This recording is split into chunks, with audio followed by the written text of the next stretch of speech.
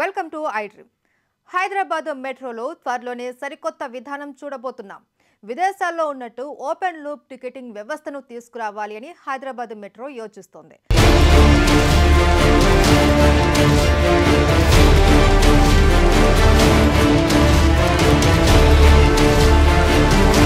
అన్ని అనుకున్నట్టు జరిగితే ఈ ఆర్థిక సంవత్సరంలోనే ఈ విధానం అందుబాటులోకి వచ్చే అవకాశం కూడా ఉంది.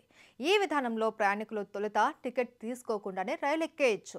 దిగిన తర్వాత ప్రయాణించిన దూరాన్ని బట్టి ఛార్జీలు వసూలు చేస్తారు. ప్రస్తుతం ఉన్న క్లోజ్డ్ లూప్ టికెటింగ్ విధానంలో ముందే టికెట్ తీసుకోవాలి. పలానా స్టేషన్కు టికెట్ తీసుకొని మధ్యలో మనసు మార్చుకొని ముందు స్టేషన్లో దిగితే బయటకు వెళ్లేందుకు టికెట్ అనుమతించదు. కాబట్టి స్టేషన్ సిబ్బందిని సంప్రదించవలసి ఉంటుంది.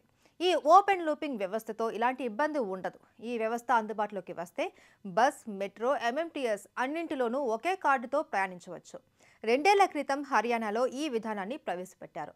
బస్సు ఎక్కేటప్పుడు కార్డు చూపించి మళ్ళీ దిగేటప్పుడు చూపిస్తే ప్రయాణాన్ని దూరాన్ని బట్టి డబ్బులు కట్ అవుతాయి. 2012లో లండన్లో ఈ విధానాన్ని ప్రవేశపెట్టారు.